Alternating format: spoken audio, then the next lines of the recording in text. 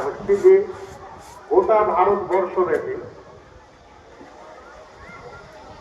একটা সাবজেক্টকে নিয়ে, একটা বিষয়কে নিয়ে তুমুল আলোচনা চলছে, বিশেষ করে মুসলিম মহলে। সেটা হচ্ছে ওয়াকফ সংশোধনী বিল 2024। এই ওয়াকফ সংশোধনী বিল 2024 এটা কি এবং এর পরিণতি খারাপ দিক কি আমি আপনাদের সামনে অল্প কথায় বলার চেষ্টা করব। আইনের বিভিন্ন দিক আছে, কিন্তু সেইটা সবিস্তারে বর্ণনা করা আপনাদের সামনে অল্প সময়ের মধ্যে সম্ভব নয়। এই ওয়াকফ সংশোধনী বিল 2024 বর্তমান যে সরকার, এই সরকার নিয়ে এর আগেও বিভিন্ন সরকার ওয়াকফের আইনের উপরে সংশোধন করেছে। মুসলিমদের উপরে, মুসলিমদের ভালোর জন্য এটা করা হয়েছে, কিন্তু আখেরে মুসলিমরা কোনো ভাবে এর থেকে ফায়দা তুলতে পারেনি বা লাভ করতে পারেনি। তবে ওয়াকফ বোর্ডে বিভিন্ন সময়ে যারা পদাধিকারী থেকেছেন, তারা বিভিন্ন সময়ে বিভিন্ন রকম ভাবে ওয়াকফ বোর্ডের দুর্ব্যবহার হয়েছে, এটাও স্বাভাবিক কথা। ওয়াকফ সম্পত্তির যে ধারণা, এই ধারণা আল্লাহ নবীর সময় থেকেই আছে। কেন সেই সময়ে সাহাবীদের কাছ থেকে বিভিন্ন পাশে দান নেওয়া হতো, বাইতুল মালে দান সংগ্রহ করা হতো। তো সাহাবীরা নিঃসংকোচে নির্দ্বিধায় দান করতেন, দিতেন, বাইতুল মাল মজবুত হতো। সেই ধারণা থেকে ভারতবর্ষের যে ওয়াকফের যে সমস্ত সম্পত্তিগুলো, দান করা মুসলিমদের যে সমস্ত সম্পত্তিগুলো, এই সমস্ত সম্পত্তিগুলো প্রচুর আছে। 11 লক্ষ একর ভারতবর্ষে প্রায় ওয়াকফ সম্পত্তি আছে। 2004 সালে যখন কাচার কমিটি রিপোর্ট নিয়ে কলকাতায় একটা প্রোগ্রাম হয়, তখন ওই প্রোগ্রামে আমি গিয়েছিলাম। ওই প্রোগ্রামে একজন সুপ্রিম কোর্টের আইনজ্ঞ লয়ার ব্যারিস্টার এসেছিলেন। তিনি সুপ্রিম কোর্টের কত সম্পত্তি আছে এটা বোঝাতে গিয়ে বলেছিলেন যে ভারতবর্ষের সমস্ত মুসলিম পরিবারগুলোকে যদি 1 লক্ষ টাকা করে ভাগ করে দেওয়া হয়, তারপরেও ওয়াকফ সম্পত্তিতে প্রচুর টাকা থেকে যাবে। তাহলে এতগুলো সম্পত্তি ভারতবর্ষে আনাচে কানাচে ছড়িয়ে আছে। সরকারের উদ্দেশ্য কি? সরকারের উদ্দেশ্য হচ্ছে যে বিভিন্ন রকম ভাবে মুসলিমদেরকে এই দেশে নির্যাতন করা, জুলুম নিপীড়ন করা এবং তাদেরকে ঘর থেকে বের করে নিয়ে এসে রাস্তায় নামায়। এটা হচ্ছে সরকারের মূল ইচ্ছা। বিগত সরকারগুলো নানান কৌশলে কাজ করেছে। এই সরকার ডাইরেক্ট হিট করছে আপনার সামনে, আমার সামনে, সমাজের সামনে, মুসলিম মিল্লাতের সামনে। এ সরকার যখন থেকে ক্ষমতায় বসেছে, তখন থেকে মুসলিম সহ যারা নিচু জাত, schedule caste, schedule tribe, OBC যারা আছে, তাদের উপরে বিভিন্ন রকম ভাবে জুলুম নিপীড়ন নির্যাতন চালাচ্ছে। সব থেকে বেশি যারা আঘাতপ্রাপ্ত তারা হচ্ছে মুসলিম কমিউনিটি।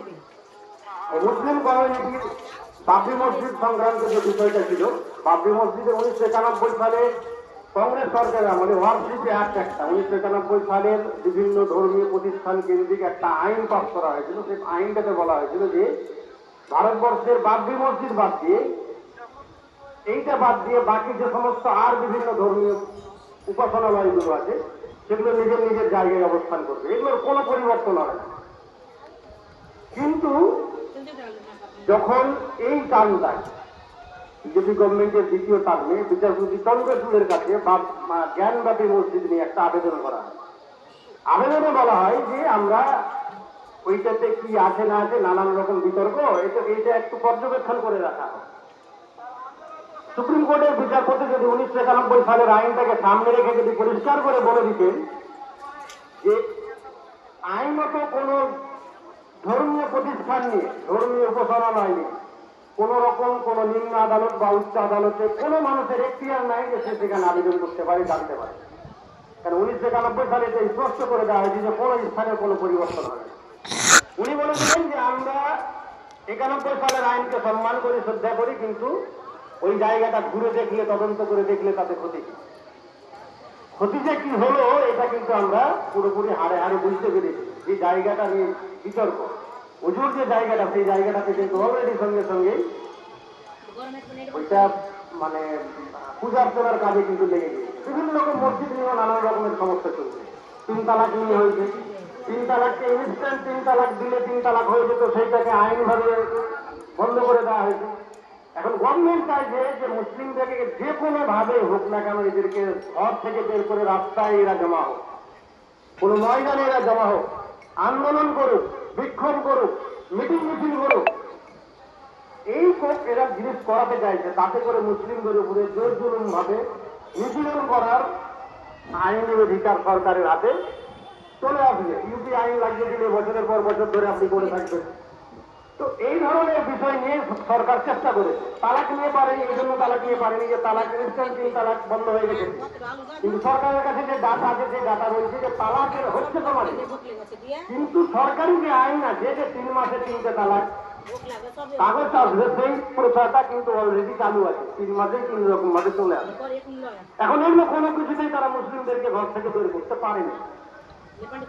এবার তারা যে জায়গাটায় হাত দিয়েছে যে ওয়াকফ সম্পত্তি, কলকাতার যে ইডেন গার্ডেন, সেই ইডেন গার্ডেনটাও কিন্তু কলকাতার যে অকপ সম্পত্তির কিন্তু আন্ডার। কলকাতার 65% এরিয়া, 65% এরিয়া ওয়াকফ সম্পত্তির উপরে দাঁড়িয়ে আছে। এতগুলো সম্পত্তির ভাড়া কত? কত ভাড়া? 50 টাকা, 70 টাকা, 100 টাকা, 150 টাকা, 125 টাকা, 200 টাকা, 250 টাকা, এরকম করে ভাড়া আছে। অথচ বড় বড় বিল্ডিং সেই সময় আজকে ওই রকম ভাবে ব্যবহার। সরকার এখান থেকে যে সংশোধনটা আনতে চাইছে, সেই সংশোধনটা হচ্ছে যে মুসলিমদের দ্বারাই ওয়াকফ বোর্ড আর পরিচালিত হবে না। এটাকে আইনের মাধ্যমে নিয়ে যে গভর্নমেন্টের আওতায় নিয়ে আসতে হবে। গভর্নমেন্ট এখানে বোর্ড তৈরি করবে, যে বোর্ডে অমুসলিম প্রতিনিধিরাও থাকবে।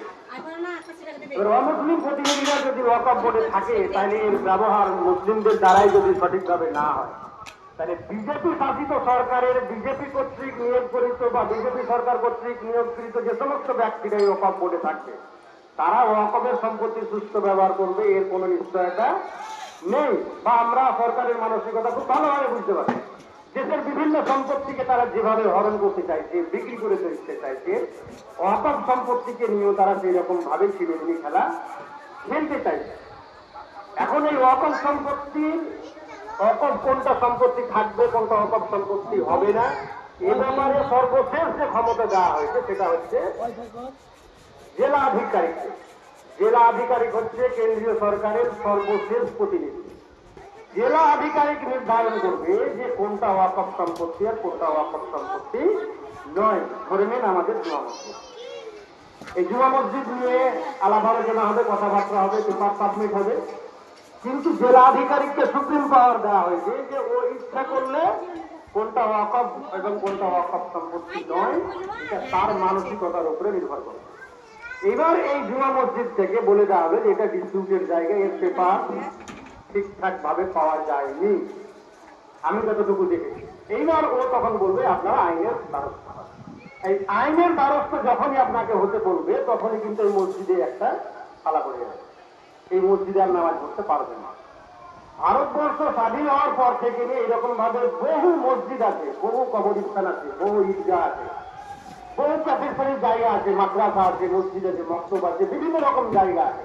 এই সমস্ত জায়গাগুলোর পেপার যেমন নেই অনেক ক্ষেত্রে, তেমনি আবার মানসিকতাটাও খারাপ থাকবে গভর্নমেন্টের আধিকারিকের, যে এটাকে কি করে বিশৃঙ্খলা লাগানো হয়। সর্বপ্রথম যে বিষয় দুটোতে আঘাত আসবে, সেই দুটো বিষয়ের উপরে যে আঘাত আসবে সেটা হচ্ছে আপনার মসজিদ এবং কবরস্থান। যে কোনো একটা ধর্মীয় সম্প্রদায়কে যদি শেষ করে দেওয়া হয়, তার কালচারকে তার কাছ থেকে কেড়ে নাও, কৃষ্টিকে তার কাছ থেকে কেড়ে নাও, সংস্কৃতিকে তার কাছ থেকে কেড়ে নাও, ছিনিয়ে নাও। কৃষ্টি কালচার কি? কৃষ্টি কালচার আমার পর্দা, আমার টুপি, আমার দাড়ি, আমার নামাজ, আমার মসজিদ, আমার মাদ্রাসা, আমার বক্তব্য, আমার ঈদগাহ, আমার কবরস্থান। মুসলিমদের জীবনযাত্রা তো এগুলোকে কেন্দ্র করে নির্ভর। তাহলে প্রথমত যে দুটো জিনিসকে কেড়ে নেওয়া হবে, সেই দুটো জিনিস হচ্ছে আপনার মসজিদ এবং কবরস্থান। তাহলে মসজিদে তালা বন্ধ হয়ে গেলে আপনি আর নামাজ মসজিদে পড়তে পারবেন না, যতক্ষণ পর্যন্ত না তালা খোলার ব্যবস্থা করতে পারবেন।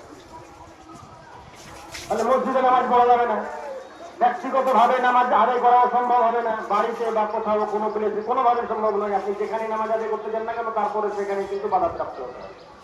1 নম্বর দিক। 2 নম্বর দিক হচ্ছে যে কবরস্থানগুলোর জায়গা, আমরা আমাদের একটা বৈঠকে আলোচনা করছিলাম, তো বাসদেবপুরে একটা কবরস্থান আছে প্রায় 11 বিঘার জায়গা।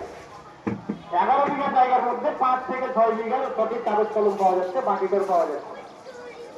যে বাকিটার জায়গা পাওয়া যাচ্ছে না, বাকিটার সঙ্গে সঙ্গে যেটা কাগজ কলম পাওয়া যাচ্ছে পুরোটা কিন্তু একটা জায়গার মধ্যে আছে। সুতরাং টোটাল জায়গাটাকে ডিসপিউটের জায়গা বলে জেলা আধিকারিক ঘোষণা করবে।